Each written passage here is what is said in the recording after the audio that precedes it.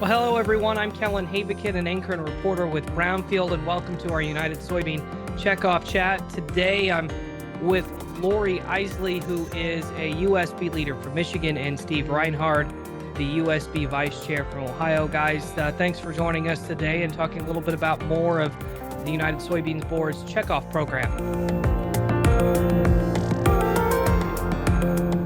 Well, I know our topic today of conversation surrounds communication and the education committee, along with the innovation and technology. But before we kind of get to those priorities, I want you guys walk us through how we talk about checkoff funding. How are these dollars directed towards these committees?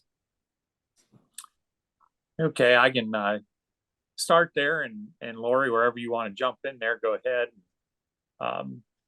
But so the United Soybean Board's made up of 77 volunteer members, volunteer farmer board members, and we sit down every year and kind of, go through different portfolios now that we put together, and they have different ideas in there for funding. A year ago in July, we sat down and had one of the biggest investment meetings we've ever had as far as USB is concerned. And we invested $123 million into several different projects or portfolios to get those proposals, underway and through the development process. And that's just the way that, we have those portfolios. If you think about it, we have three different priority areas, and we have innovation and technology is one that we talked about. We'll talk a little bit more about here later today. We have infrastructure and connectivity, and then health and nutrition.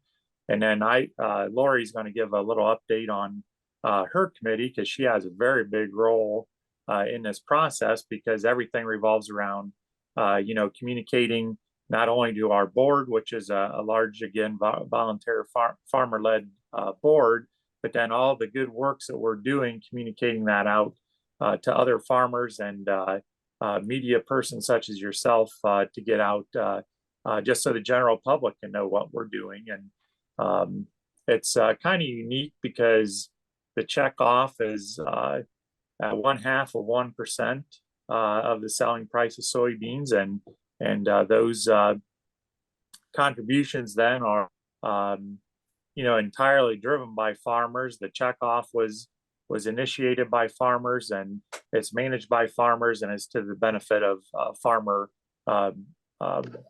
soybean farmers are around the world, or not around the world, but around the country. And half of that money stays in the state where it's produced, and half the money comes to the United Soybean Board. And that's how we go about our funding, our ability to fund those different portfolios. And so if we talk about infrastructure and connectivity, we're looking at strengthening the road and rail and river systems in Ohio, across the United States to move our products. And and then one of the biggest things now is we're more reliant on the internet as we've ever been. And so broadband is a big issue, trying to make sure everybody has a good access to broadband for, increasing their marketing, or just moving the information from their, tractors or their combine to their suppliers, and,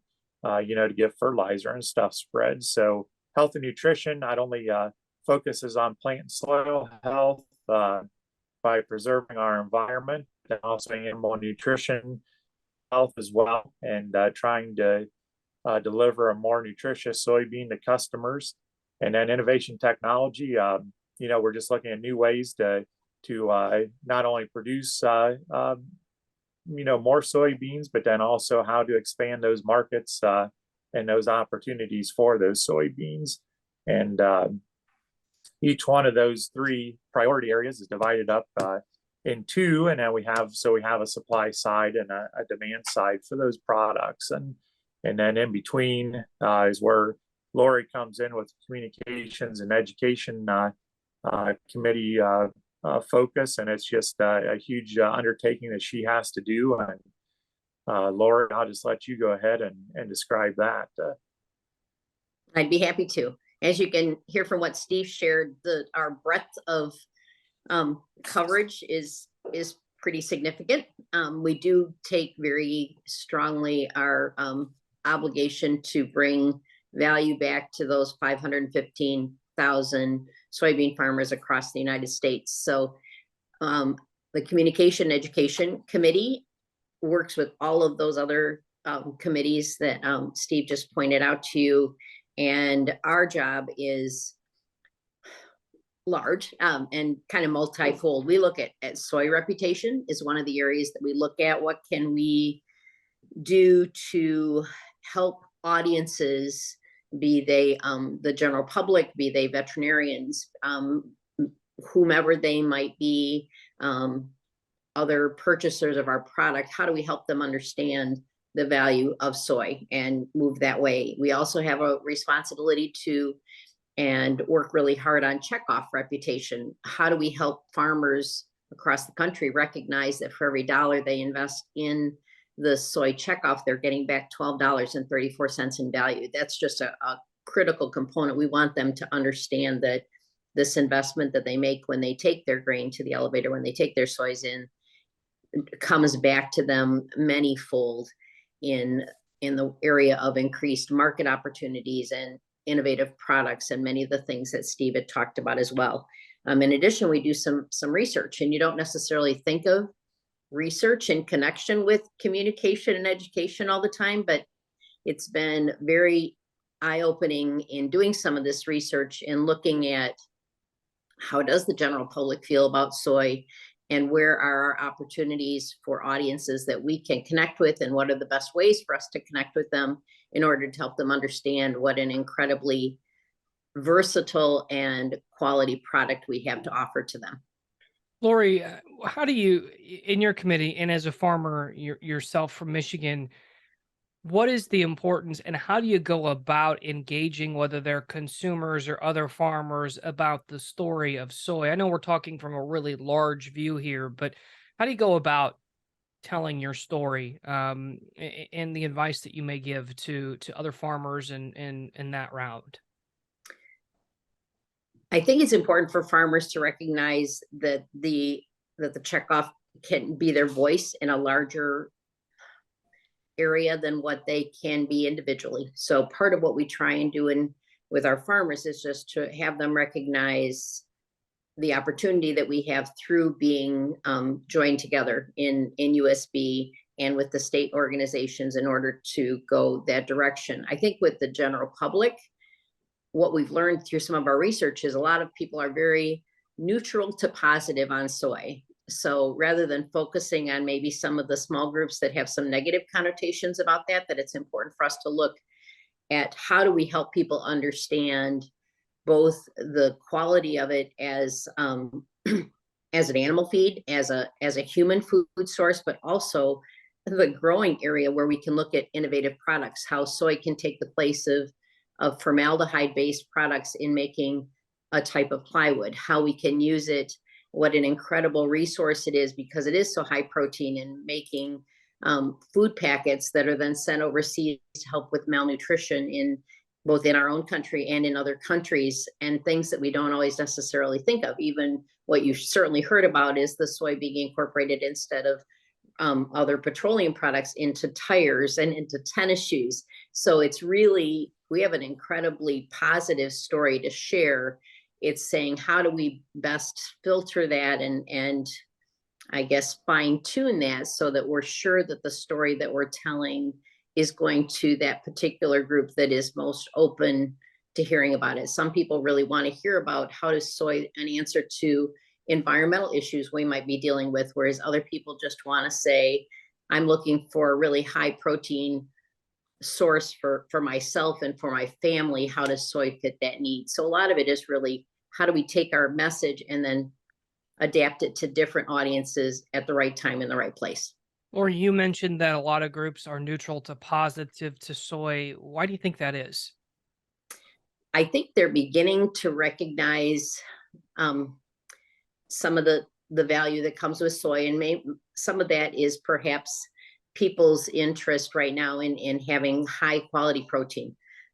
We've been involved in a project called Right to Protein on a large scale, and a lot of people are recognizing that protein is a very something that they see as a value to their diet. So whether they get that through a plant protein or whether they get that through an animal protein is surely their source. Soy is going to be involved in both of those pathways. Certainly we see ourselves as a valuable ingredient in animal feeds, but we also really want people to understand that putting tofu and soy milk and some of those other things into their diet will also be have a positive response in their health.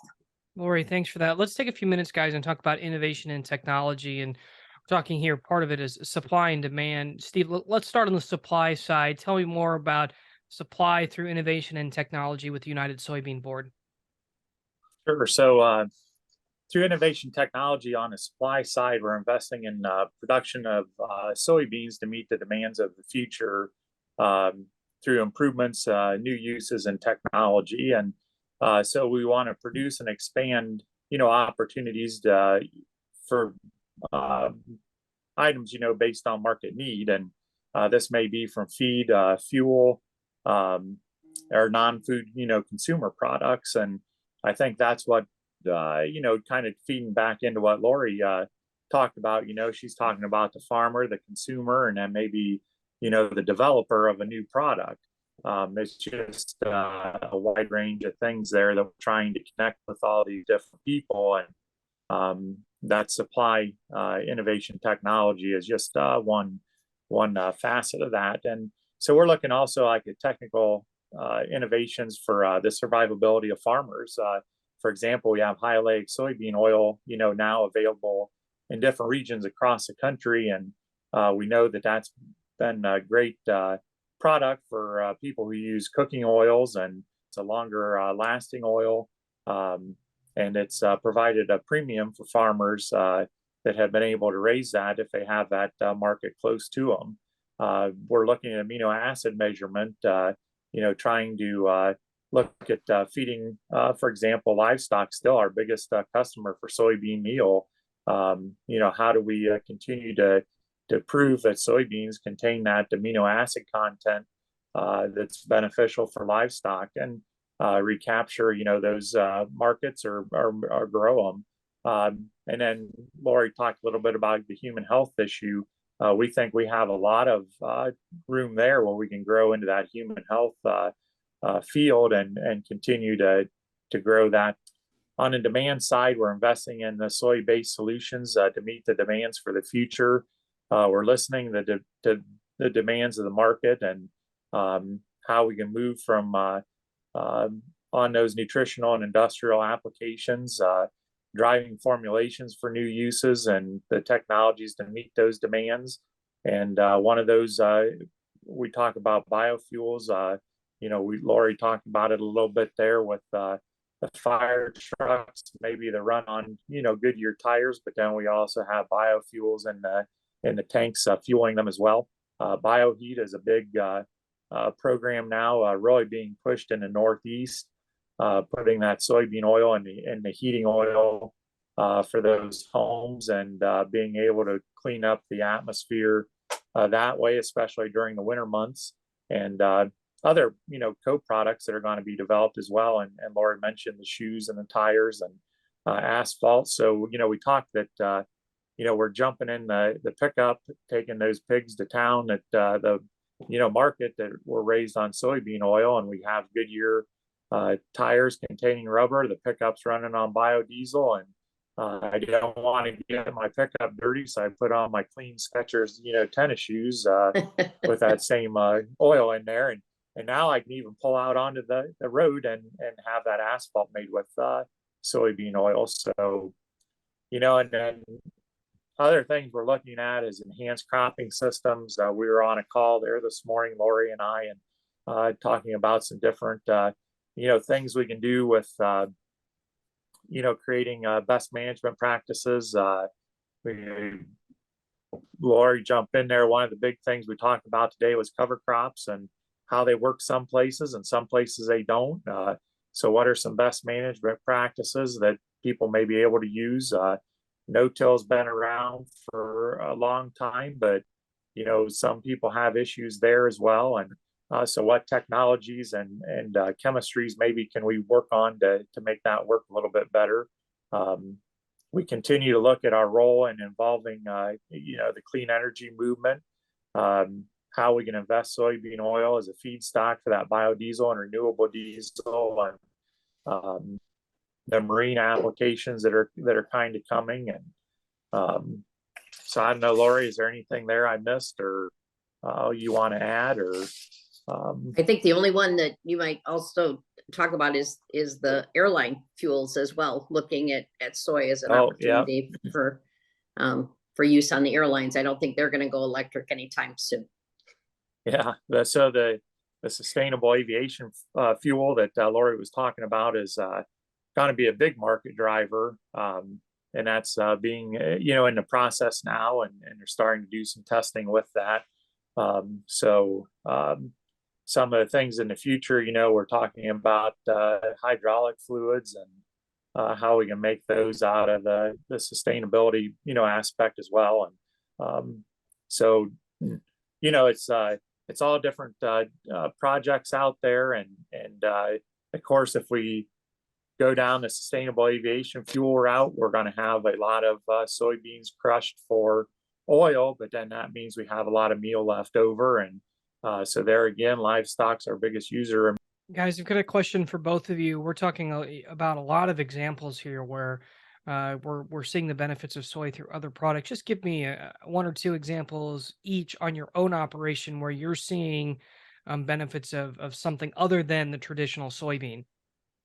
Well, I think the tires are certainly one area of that, in using that in that area. I think also a lot of the other, not necessarily a soy-based product, although we've seen the lubricant that you can use on fifth wheel trailers. They have a soy-based option for that as well, which we've used. But I think just understanding the research that's done through USB and how we've incorporated a lot of that research into our project, into our farming operation, particularly in the area of precision planning and technology, and understanding even things as simple as planting time and some of those things that have gone, and determining rates and so on. So a lot of those are areas, and we're always looking for partnerships. I think we recognize that when we can partner with other organizations, that we have we're accepted, more credibility to our message.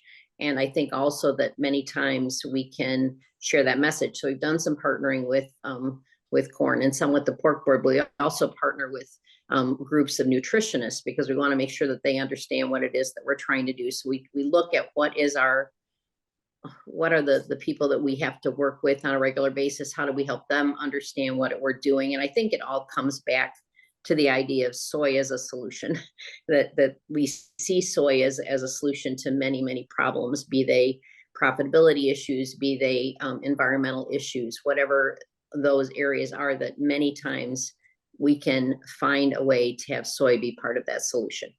How about you, Steve? Sure. And what Lori was talking about there is our vision, and the vision is to partner to deliver sustainable soy solutions to every life, every day.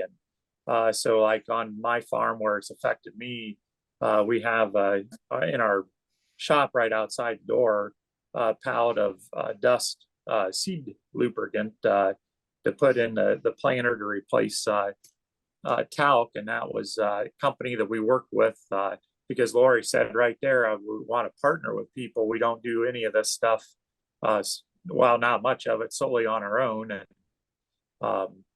so that was Low Mutech was the company we worked with on that. She mentioned the Goodyear tires company we worked with there to develop that technology, and the Gearhead lube pads. Let me get in front of the camera. So right there, I just happen to have those I brought in today, which is the fifth wheel grease, and that's another product that we're able to use on the farm. And prior, I said something about the hyalaic opportunity, and I think initially, throughout about the last 10 years, I think, and the numbers are kind of rounding, but $124 million in hyalaic investment by U.S. soybean farmers into that hyalaic project. Guys, thanks so much for the conversation. It's evident to see that there are a lot of uses for soybeans outside of the traditional plant itself. So appreciate the conversation, guys. Do you have anything else you'd like to add? Just one thing. I mean, like I said earlier, we have 77 board members, and Lori is just a perfect example of how we get to, interact together and work together. And it's really been a good opportunity. And I've gotten to work with several people through NCSRP and the WISH program, which are two other programs we work with through the United Soybean Board to benefit farmers. And it's just, a great opportunity that a Buckeye and a Wolverine can work that close together. So don't forget about me being a Cornhusker too. So I mean, yeah, we got a lot of got a lot of different bad blood here. I'm just kidding. Yeah, that's part of it. I guess I just want to reiterate the fact that we take the responsibility of spending those dollars that come from our farmers pretty seriously, very seriously, and we want to make sure that what we invest in brings back return to the farmers that are trying their very best to be stewards of the soil that they have, and we want to be able to just be a resource for them and give them opportunities to broaden their reach with that remarkable crop. Awesome, guys. Thank you so much. That is Lori Isley, a USB farmer leader from Michigan, and she is chair of the Communication and Education Committee, and of course, Steve Reinhardt, the vice chair from Ohio, with us here on our USB Checkoff Chat, guys. Thanks so much. I'm Kellen Havikin with Brownfield Ag News, and this has been another USB Checkoff Chat.